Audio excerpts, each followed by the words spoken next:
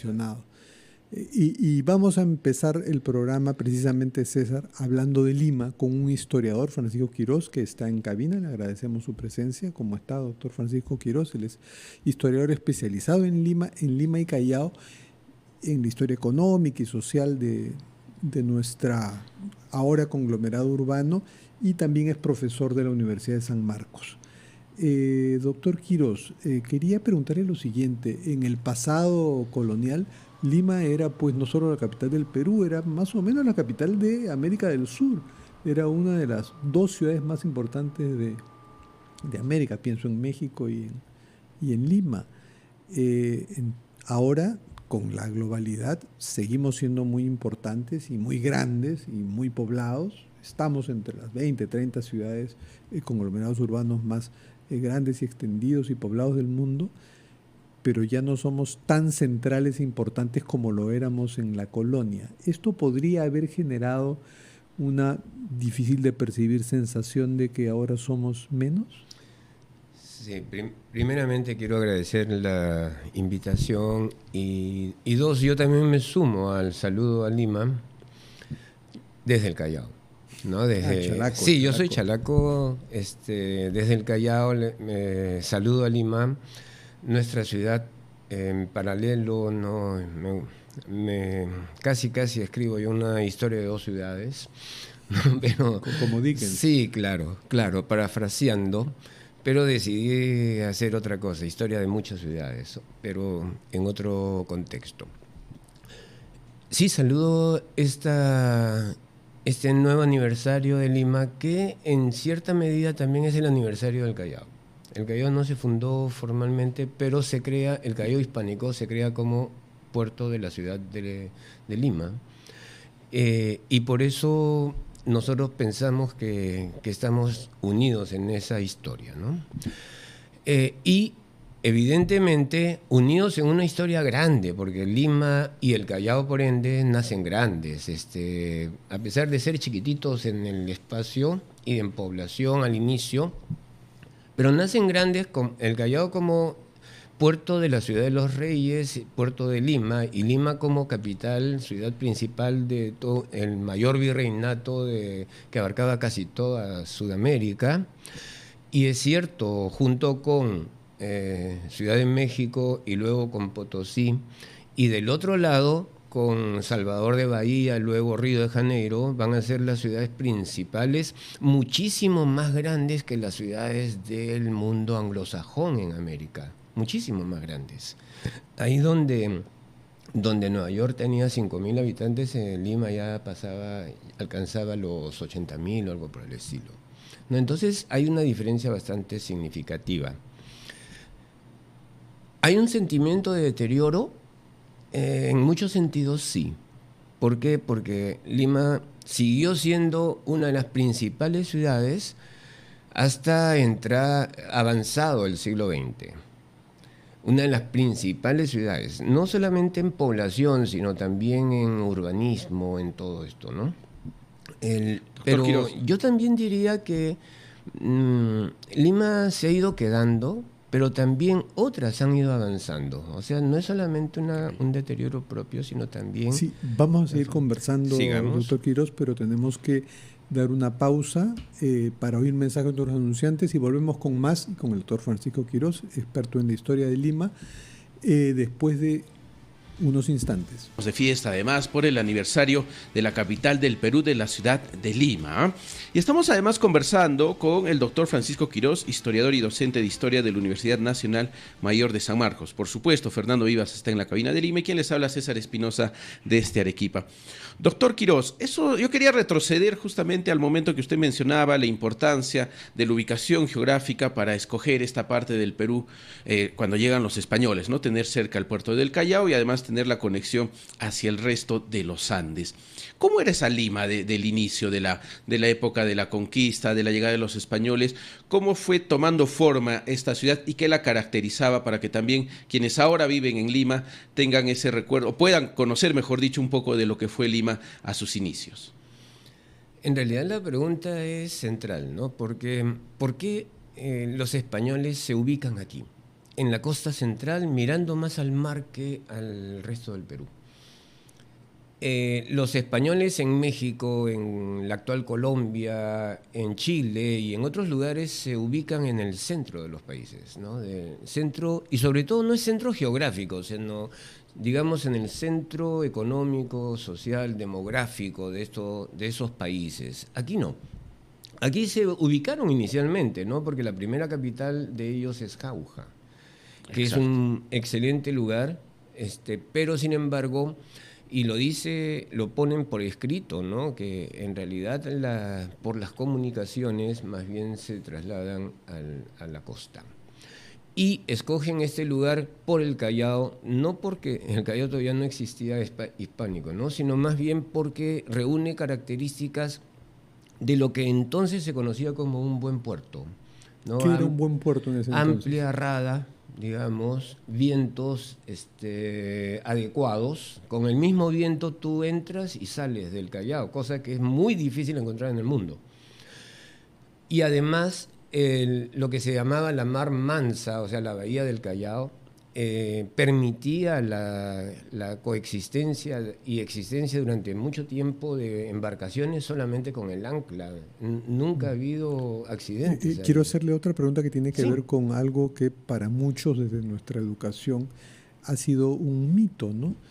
Eso de tener entendido que recién en el siglo XX, con la gran migración que recibe Lima, ¿no? Desde la década del 40 al 60, y que sigue hasta ahora, es que Lima se convierte en una ciudad de todas las sangres del país. Pero sin embargo, ya desde sus inicios Lima tenía todas las sangres, ¿no?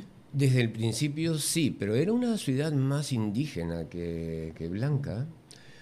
Se intenta sacar a la población indígena, se la envía a Magdalena, se la envía después al cercado, al pueblo cercado que es en Barrios Altos actual. Ahora está muy cerca, pero en ese entonces había que viajar hasta allá, ¿no? El término cercado se ha convertido entonces en el distrito del casco histórico, más o menos. Claro, ahora sí. Pero en su origen cercado era donde estaban los indios. Porque estaba amurallada esa zona. Y la población va a ser sacada en 2 oportunidades por lo menos a la fuerza para enviarla allá. Y en particular se ensañan con los indígenas que eran pescadores, camaroneros, que en lo que hoy día es el Rímac. Camarones, ¿no? En Lima. Camarones y seguramente sabrosos, y es que el río de entonces y el río de hoy no tienen nada de parecido, ¿no?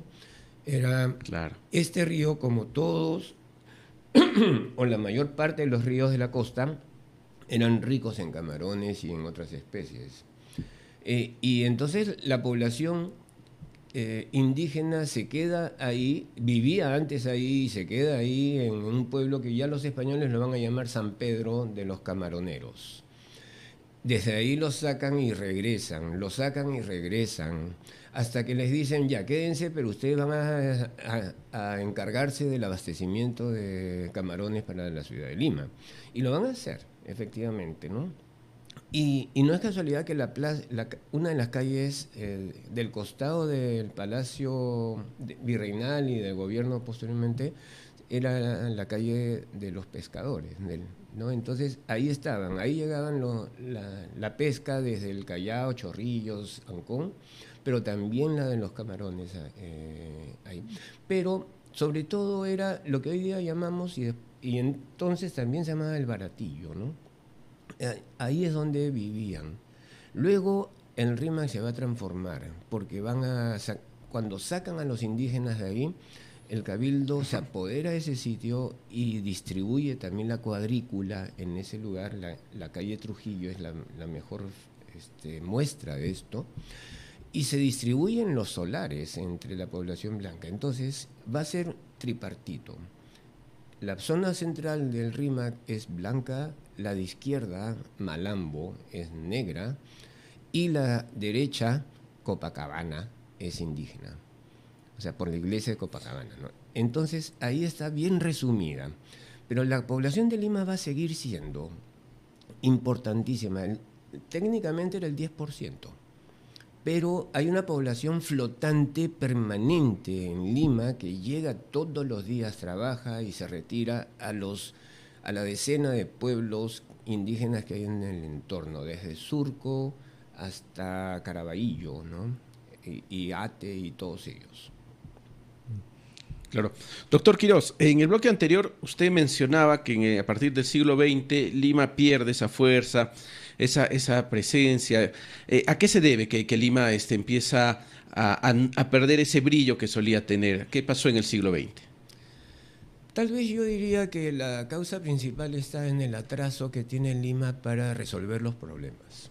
No sé si coincidan conmigo, pero los problemas se ven muy claramente a lo largo del tiempo, pero Lima no tiene la fuerza para resolver los temas. Ejemplo, Lima debió tener un metro desde hace 40 años por lo menos. Más, un poco más. En realidad, el sistema de metro ya tiene 130 años, 120 años, ¿no? En el mundo. Y sin embargo, Lima... de hace 60 años Lima tenía 2 milloncitos de habitantes nada más. Era una super urbe y no se tomó la iniciativa. Se dejó, ¿no? Aquí tenemos un libro extraordinario, ¿no? que ha publicado Alessandro Susti sobre la obra de Sebastián Salazar Bondy, ¿no? Un aguafiestas, en realidad. Sí, a mí me ¿no? cae muy mal eso de Lima lo horrible. Lima lo horrible. Es horrible ese libro. No, más bien al contrario. Era una llamada de atención. Y los Claro, artículos una llamada de que aquí atención, se reúnen, pero parte de un complejo de élite limeña, o sea, además él se burla de lo que llama el perricholismo, que son los que total. reivindicaban ese pasado colonial. Por eso es interesante la obra de Sebastián Salazar Bondy en lo que estoy diciendo. Había llamadas de atención, muchísimas llamadas de atención. Aquí Susti reúne un montón de artículos donde, con mucha agudeza, Sebastián lo que dice es, se necesita esto, tenemos lo otro. Hay que hacer algo. Y nunca se hizo. En realidad, la gran obra que festejamos todavía hasta la actualidad, el Zanjón, digamos, pero sin embargo el Zanjón debió acompañarse o acompañar un sistema más integrado de transporte público. Otras ciudades lo que han dicho es ni un solo dólar o lo que sea para transporte privado, o sea, ningún puente para automóviles, digamos, sino más bien primero hay que resolver el gran sistema de transporte público, integrado además. Y luego, ahí ya si quieres, el tema está en que si tú construyes un puente peatonal que te va a ahorrar 10 minutos en el cruce de una gran avenida, entonces ahí no solamente va a haber 10 minutos en ese momento menos, sino dentro de 2 años van a haber más todavía, porque por ahí van a dirigirse los autos. Entonces, pero, doctor Quirós, no resuelves el problema, ¿sí? Doctor Quirós, además del transporte, ¿qué otra cosa hemos ido perdiendo en Lima con el paso de los años o no se ha hecho lo suficiente para cambiarlo? Yo no diría planificación porque en realidad nunca la ha habido, ¿no? Casi nunca la ha habido. Pero sí, bastante importante es que Lima ha ido creciendo y luego ha sido necesario acudir a esos lugares nuevos para resolver los problemas más cruciales. En cambio, por ejemplo, en los años 60 se crea la ciudad satélite de Ventanilla, ¿no? La ciudad satélite de Ventanilla tenía la idea de ubicarse para empezar en un sitio que no era agrícola, o sea, no estabas quitándole tierra cultivable al valle, sino más bien estabas usando una zona marginal seca para poder ahí establecer la ciudad, el crecimiento de la ciudad. Última pregunta. Sin embargo, en los últimos años estamos recuperando cierta conciencia de esos problemas, de esas grandes carencias, y estamos haciendo lentamente con todos los problemas del caso, pero estamos haciendo y proyectando más de una línea de metro, ¿no? Sí, así es, efectivamente. Y yo celebro eso porque nunca es tarde.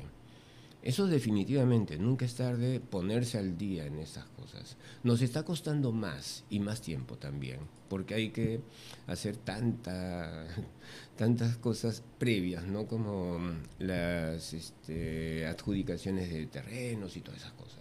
Pero se está haciendo y se va a lograr, porque definitivamente el plan por lo menos es para cubrir Lima y Callao de esas vías, ¿no? Bueno, muchísimas gracias, doctor Francisco Quirós, por esta historia de Lima, que nos sirve para reflexionar temas muy importantes, cruciales y actuales, y que nos proyectan al futuro, y por contarnos, César, que los camarones en Lima eran más ricos que los de Arequipa, mira tú. No sé